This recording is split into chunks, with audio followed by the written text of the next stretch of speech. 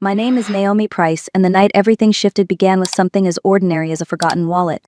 It was close to midnight when I slipped on my coat, tucked Caleb's leather wallet into my purse, and ordered a ride to Dallas International Airport. I believed I was simply being a good wife, saving his early morning business trip from disaster. Nothing felt unusual. Nothing felt dangerous. The ride arrived within minutes. A black sedan, quiet and clean, with a middle-aged black driver whose temples showed streaks of gray. He barely spoke. He kept his eyes moving between the road ahead and the mirror that reflected me. The silence inside that car felt heavier than the darkness outside. When we reached the airport grounds, he did not pull up to the bright and crowded main entrance as every driver does. Instead, he moved slow, almost too slow, toward the far end of the terminal. That section was darker, colder, several lights flickering or burned out. My heart thudded. I gripped the door handle, ready to get out and hurry inside. But the handle did not move. I pulled harder, still locked. My breath hitched. I asked him to open the doors. No answer. I begged. His voice finally came low, tense, trembling with urgency. "Mom, do not get out of this car. Please, trust me. 5 minutes. Just 5 minutes." I froze, confused, scared. Seconds crawled like hours. And then it happened. 5 minutes later, 3 police cruisers stormed the lane with sirens slicing through the silence, surrounding the very spot I had been desperate to step onto. That night, I thought I was saving my husband's trip. I did not know I was saving my own life. Before that night, my life looked picture perfect from the outside. I had been married to Caleb Price for 3 quiet, comfortable years. People called us the kind of couple that never raised their voices, always smiled at dinners, always held hands in photos. He was polished, well-spoken, gentle when he wanted to be. No one would have imagined storms beneath his skin. I certainly did not. I grew up the only daughter of Richard Price, founder of one of the largest private shipping companies in Texas. My father worked hard, built his success from nothing, and raised me to believe in generosity, loyalty, and marriage built on trust. When he passed, the company shares, properties, and accounts came into my name. Sometimes I wondered if I had earned any of it or if I was just lucky to be his daughter. Caleb entered my life during that fragile year after the funeral. He was warm and reassuring. He helped me sleep again, eat again, laugh again. Loving him felt like oxygen after months of grief. I married him believing I had finally found peace. And then there was Lauren Miller, my best friend of nearly a decade. We shopped together, volunteered together, spent weekends with wine and movies on my sofa. I used to call her my sister in everything but blood. Looking back now, I can see signs I ignored. Strange comments, disappearing hours. Moments where I felt excluded in rooms where I should have belonged. But when you love people, you soften red flags into excuses. That blindness almost cost me my life. The night Caleb packed for his supposed business trip, nothing seemed strange. He moved through his office in a rush, printing documents, tossing files, dropping pens like he had too much on his mind. He kissed my forehead with a hurried apology for leaving on short notice. I helped fold shirts, pack toiletries, and button his briefcase without asking questions. Blind trust is easy when you believe you are loved. An hour after he left for the airport, I returned to tidy his desk. Papers were scattered in careless stacks, drawers half opened.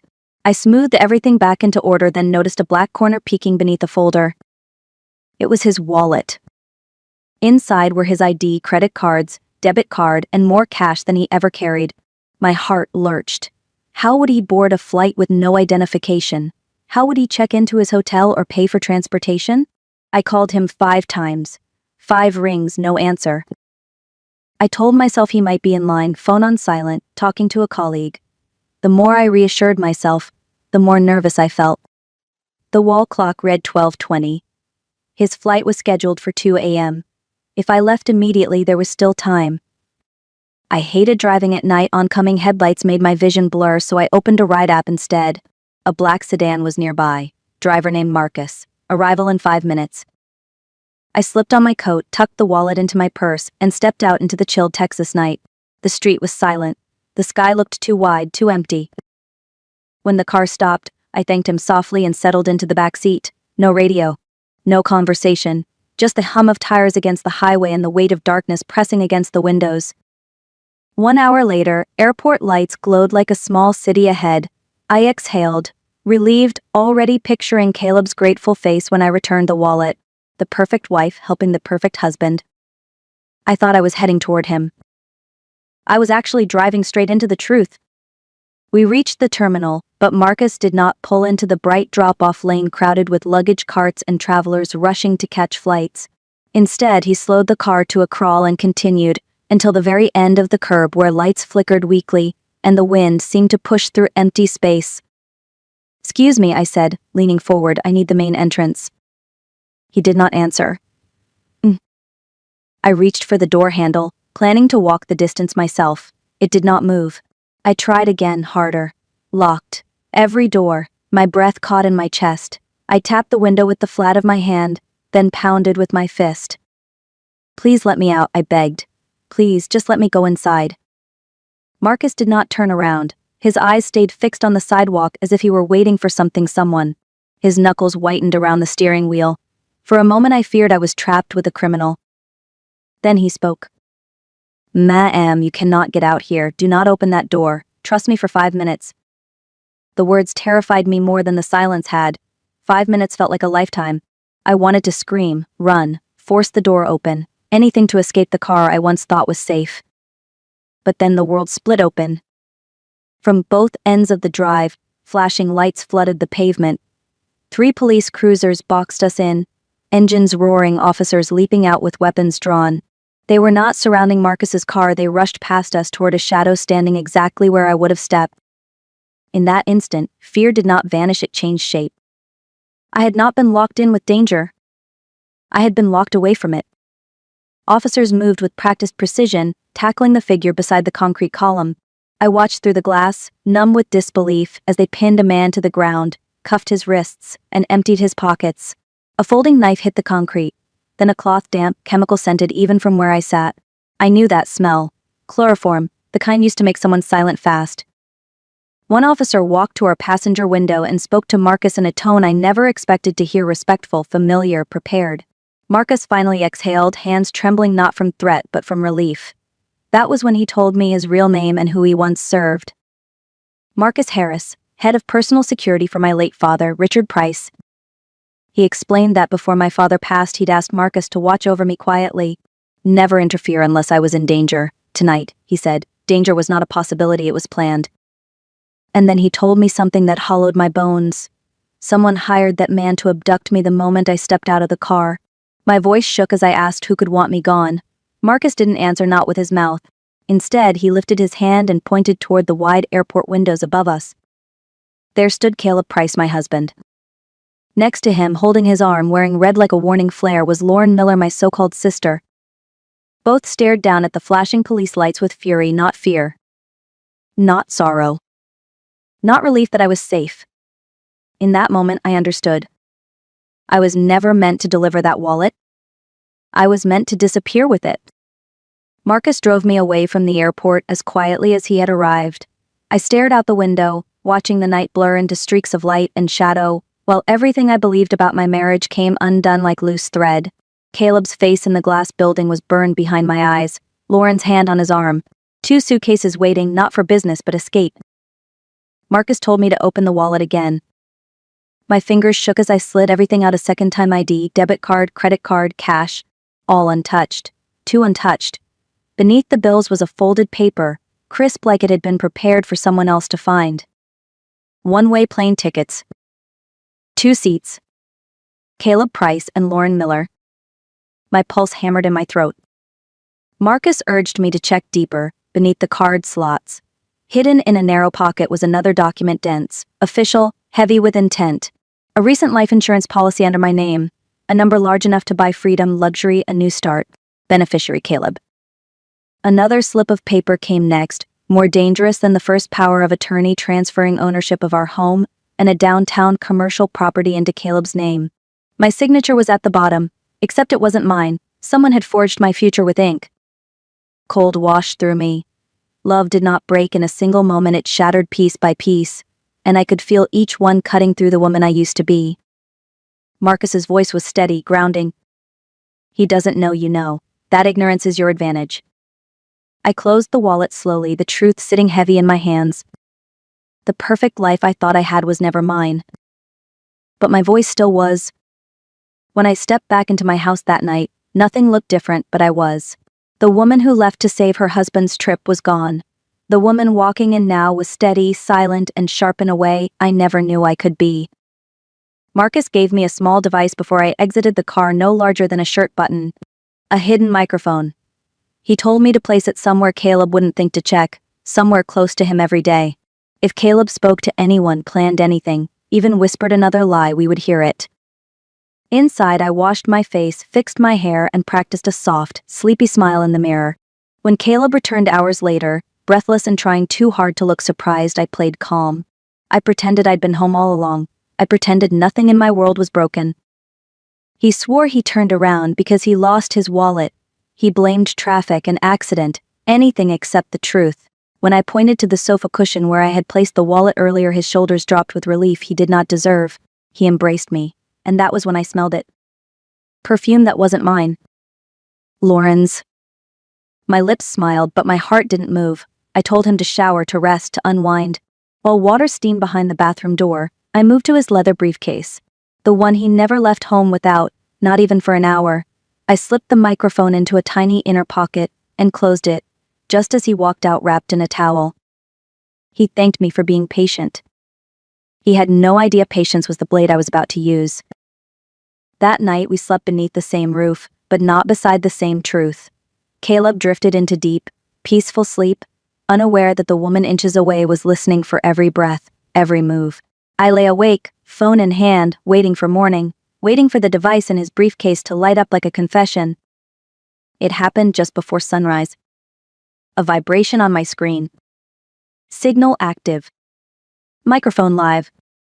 Caleb was in his car, on speaker, dialing a number I didn't recognize. A second later, a woman's voice answered, low and tense. Lauren.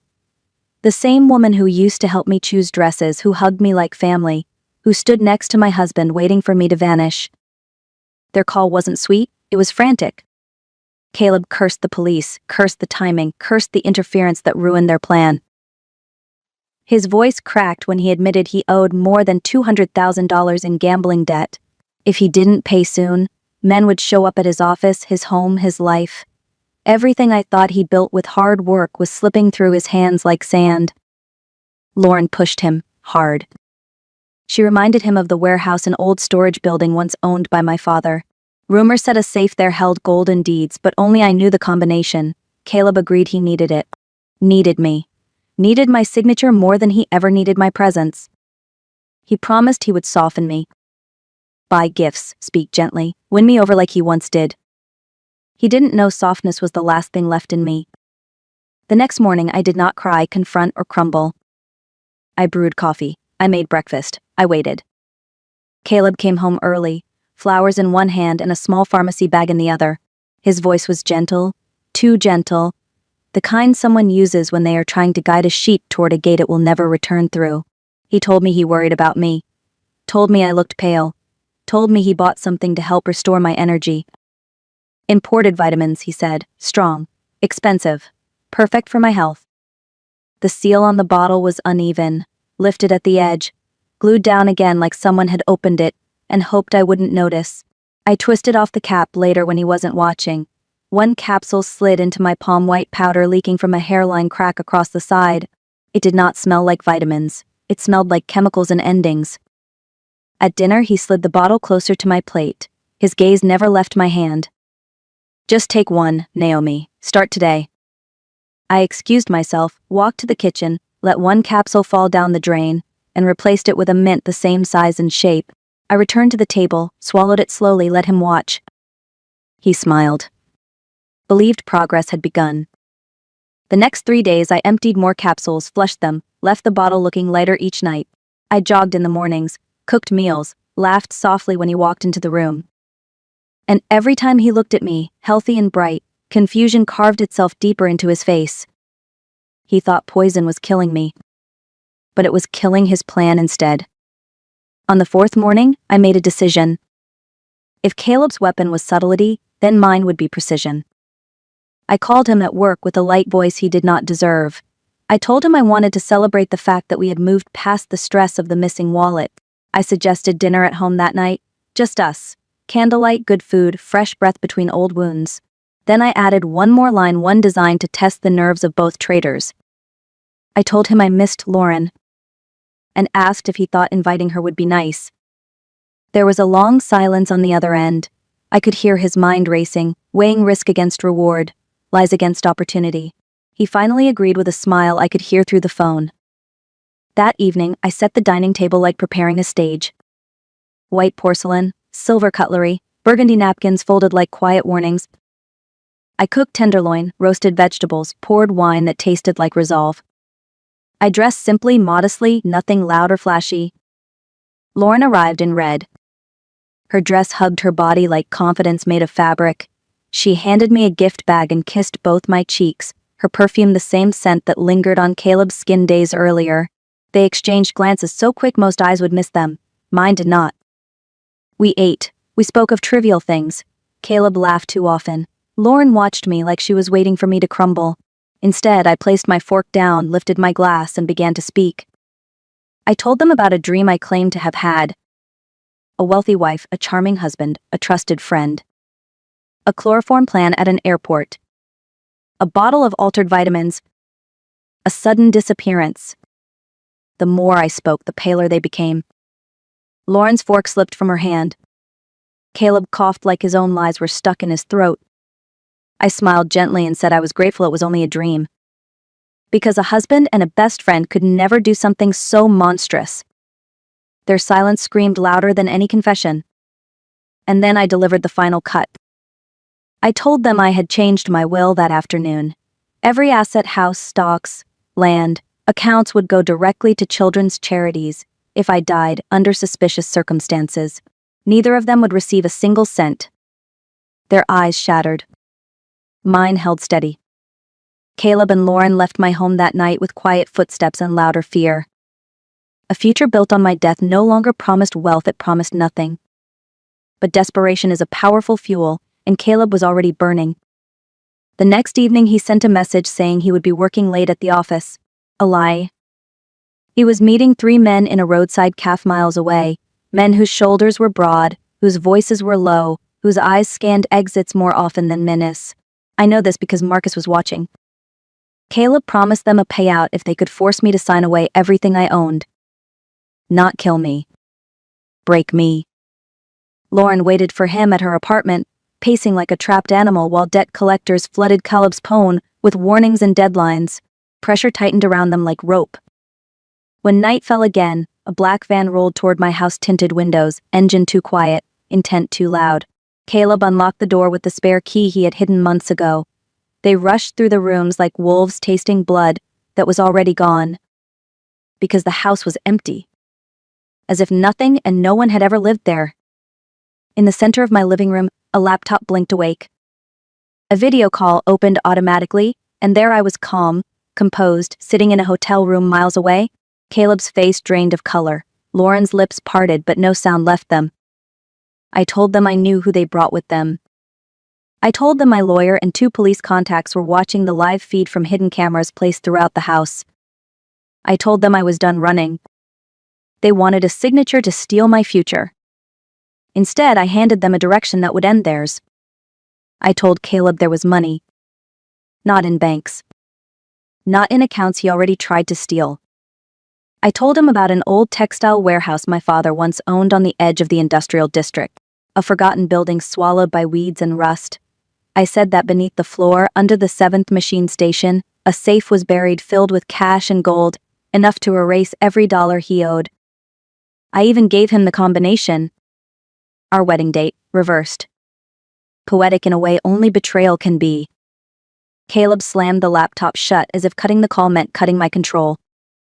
He and Lauren piled into the van with their hired men and sped through miles of cracked pavement and broken streetlights. They did not notice the sedan following at a distance. Marcus driving. I beside him, silent, steady, watching the red GPS dot blink across my phone screen. When the van stopped, they broke the warehouse gate and stormed inside. Their voices echoed through the hollow building. Metal clanged. Concrete cracked under crowbars and sledgehammers. 45 minutes passed, sweat dripped, rage fueled them. And then they found it. A metal safe, heavy and cold, exactly where I said it would be. Caleb's hands shook as he turned the dial. It clicked open like a mouth revealing truth. No gold. No money. Only documents. Copies of his gambling debts. Proof of forged signatures. Bank transfers to Lauren. Photographs of the two of them entering hotels, boarding flights, kissing behind my back. On the very top, an envelope. In my handwriting. For those who thought I would die quietly. Floodlight beams suddenly tore through the windows. Sirens split the night. SWAT units stormed the warehouse. Caleb dropped the papers like they were fire. And in a way they were. The warehouse filled with shouts, metal boots, and commands that echoed like thunder. In the chaos, Caleb fell to his knees, eyes wide, hands shaking. Lauren tried to run but was pushed down by her own momentum and fear. Then the officers stepped aside for me.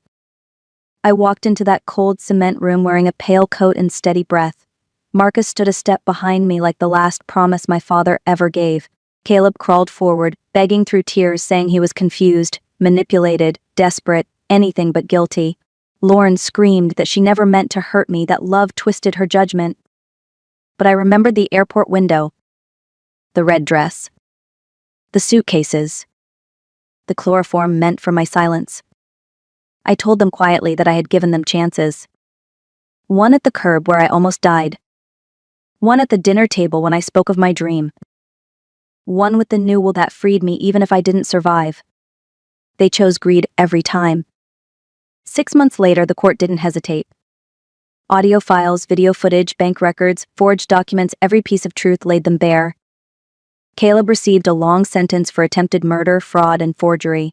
Lauren faced her own years behind concrete walls. And I rebuilt.